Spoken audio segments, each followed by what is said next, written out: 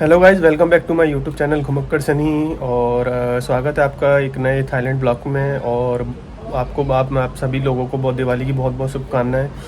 तो आज इस वीडियो में मैं आपके साथ शेयर करने वाला हूं थाईलैंड वीज़ा ऑन अराइवल से रिलेटेड सारी इन्फॉर्मेशन, क्योंकि मैं अभी वेट कर रहा था। कुछ मेरे फ्रेंड्स थे, वो थाईलैंड आने वाले थे, तो मैं वेट कर रहा था उनका कि वो आ जाएं, तो एक बार पूरा प्रोसेस पता चल जाए कि अभी जो है रिसेंटली वो क्या क्या स्टेट पूछ रहे हैं, क्या डॉक्यूमेंटेशन है, क्या सिनेरियो है उनका पूरा। तो ये सारी चीज़ें मैं वेट कर रहा था कि वो जब वो अप्लाई हो जाए ग्राउंड पे कि हाँ चलो वीज़ा अराइवल जो फीस थी और जो एक्सटेंड था वो पूरा कंप्लीट हो चुका है, तो उसका क्या प्रोसेस है। अभी जो नए टूरिस्ट आ रहे हैं इंडिया से, तो उनके लिए क्या डॉक्यूमेंटेशन है, क्या फ़ीस है, क्या फॉर्म फिल करना है कि नहीं करना है, और अगर फिल करना है तो कैसे करना है। ये सारी चीज़ें जो है मैं इस वीडियो में आपके साथ शेयर करूंगा, क्योंकि मेरे जो फ्रेंड थे उनसे मैंने इन्फॉर्मेशन कलेक्ट की है सारी। और आपकी जो भी क्वेरीज हैं, जो भी आपके डाउट्स हैं, वो सारे मैं इस वीडियो में क्लियर करूंगा। तो सबसे पहले अगर आप इंडिया से आ रहे हैं, तो जो अपन पहले वीज़ा ऑन अराइवल का जो प्रोसेस था, सेम प्रोसेस है, कोई डिफरेंस नहीं है कि अभी कुछ नया चेंजेस आए हों। जब आप इंडिया से आते हैं तो आपको वो आपकी रिटर्न टिकट, होटल बुकिंग और आपका 10,000 थाई बात जो है वो आपको कैरी करना होता है। अगर आप सोलो ट्रेवलर हैं या फैमिली के साथ हैं तो 20,000 थाई बात, ये आपका इंडिया से कंपलसरी डॉक्यूमेंट है जो आपको लेके आने हैं। अब यहाँ पे जब आप थाईलैंड आएंगे, तो थाईलैंड में आते ही लोगों के क्वेश्चन थे कि जो वीज़ा ऑन अराइवल फॉर्म है जो हमें वो फिल करना है कि नहीं करना है, या डायरेक्ट सीधा इमिग्रेशन काउंटर पर जाना है। तो आपको जो वीज़ा ऑन अराइवल फॉर्म है वो फिल भी करना है, आपको जो वीज़ा ऑन अराइवल का जो काउंटर की जो लाइन है उसमें भी लगना है, और लगने के बाद आपको तब जो है वो वीज़ा मिलेगा, यानी कि स्टैम्प मिलेगा।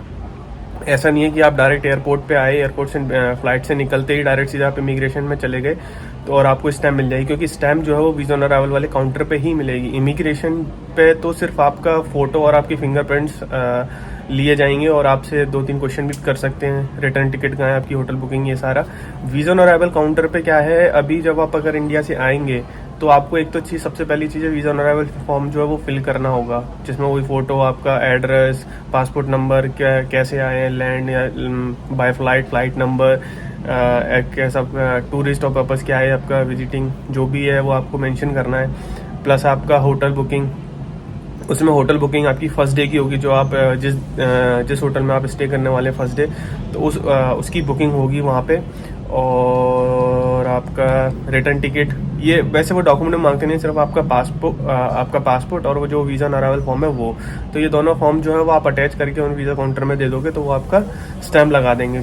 यहाँ पे जो 10 नवंबर से जो चीज़ हुई थी वो ये थी कि आपको जो वीज़ा ऑन अराइवल जो फीस थी 2200 बात जो थी, वो आपको पे नहीं करनी थी। यानी कि 2200 बात जो आपकी फीस थी वो आपका स्क्रैप हो गई है, यानी कि मतलब वो आपकी हट गई है। और ये जो है आपकी वो मई तक है, यानी कि 6 मंथ तक है। अभी वो 6 मंथ तक आप एक ऑब्जर्वेशन करेंगे कि कितना इंडिया से टूरिस्ट आ रहा है और क्या सिनेरियो है, कितना जो है टूरिस्ट इनका जो है वो कितना बूम हुआ है इंडिया से। तो ये सारी चीज़ें वो है आपका चेक कर रहे हैं, जिसके लिए उन्होंने अभी एक एज अ ट्रायल वर्जन, या फिर आप मान लीजिए एज अ ट्रायल किया उन्होंने 6 मंथ्स का।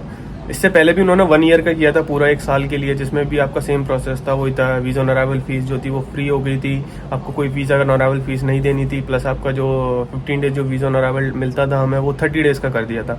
तो सेम प्रोसेस वही है।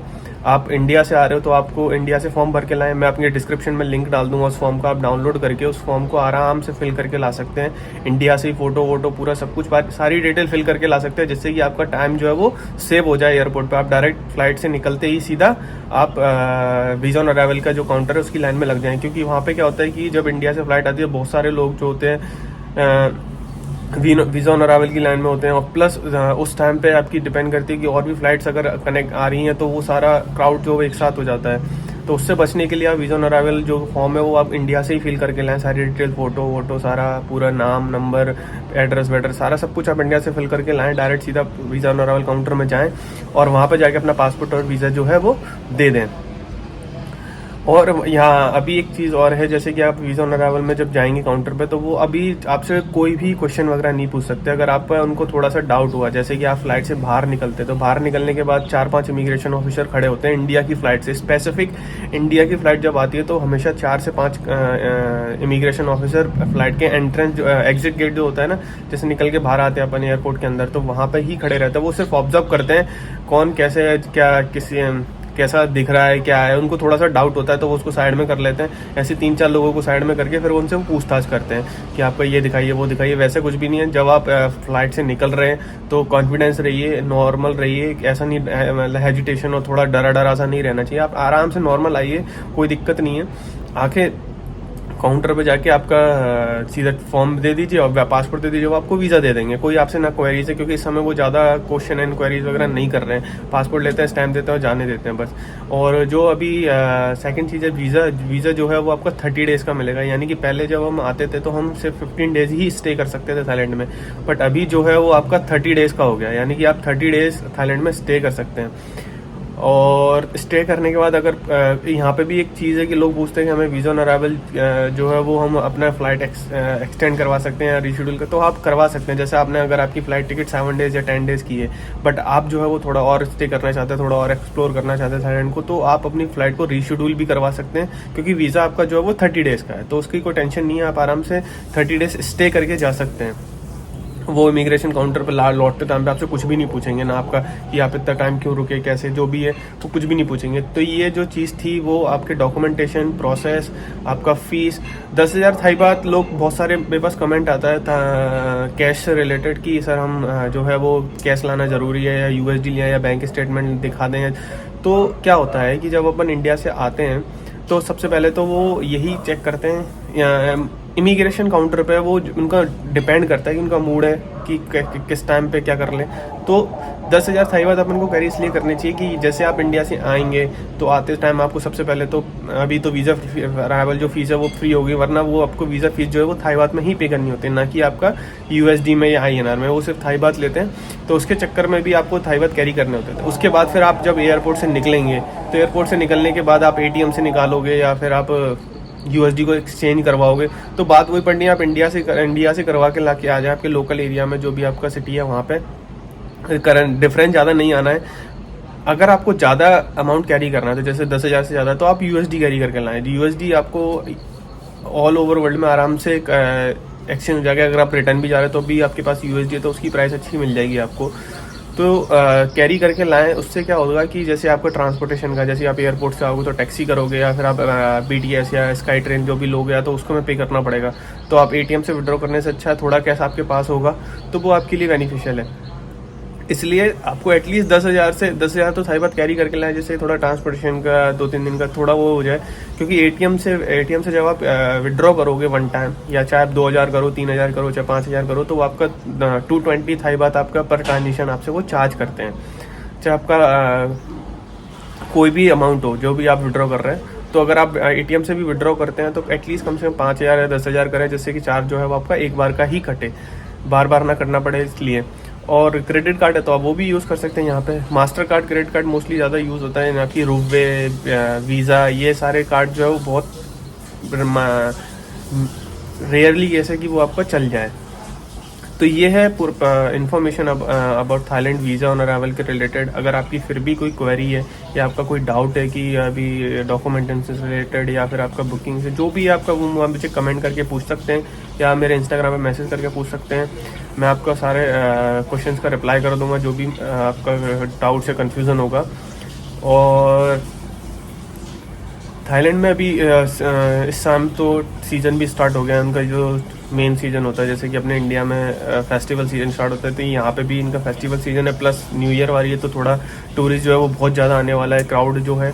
और अभी अगर आप आने का प्लान कर रहे हैं थाईलैंड, यानी कि अगर आप अभी प्लान कर रहे हैं या फिर नवंबर में स्टार्टिंग एंड में प्लान कर रहे हैं, तो मैं आपको यहाँ सजेस्ट करूँगा कि आप 20 नवंबर या 22 नवंबर के समथिंग आए, जिससे कि आप पटाया में जो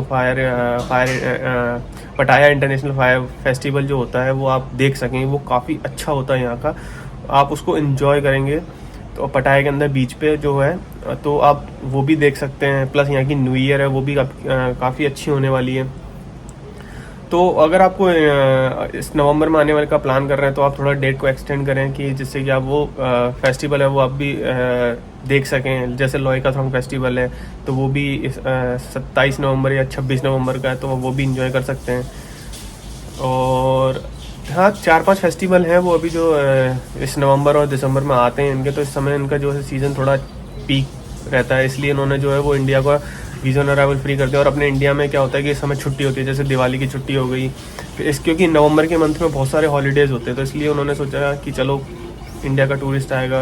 और क्योंकि इंडिया की इनकी इकोनॉमी बहुत ज़्यादा डिपेंड करती है टूरिस्ट से, तो इसलिए उन्होंने उसको फ्री किया है और 6 मंथ के लिए किया है। मैं तो चाहता हूँ कि 6 मंथ की जगह 1 ईयर का हो जाए और ये कंटिन्यूसली चलता रहे, जिससे कि इंडियन भाई जो आ रहे हैं तो उनको वीज़ा की फ़ीस एटलीस्ट बचे, कम से कम 4,500 रुपये आपके जो है वो सेव हो जाएंगे। और स्टिकर वीज़ा लेके आ रहे हो तो अगर आपको कोई दिक्कत नहीं हो तो आप डायरेक्ट इमिग्रेशन पे जाइए, उसकी मैंने सेपरेट वीडियो बना रखी है कि स्टिकर वीज़ा कैसे अप्लाई करें, ये सारी चीज़ें। तो अगर आप फिर भी आपका कोई डाउट है तो आप मुझे मैसेज कर सकते हैं। और अगर आप मेरे चैनल पर नए हैं तो चैनल को सब्सक्राइब करें, लाइक करें, शेयर करें, इंस्टाग्राम पे मुझे फॉलो करें और बने रहिए मेरे साथ थाईलैंड के ब्लॉग में। चलिए चलते हैं।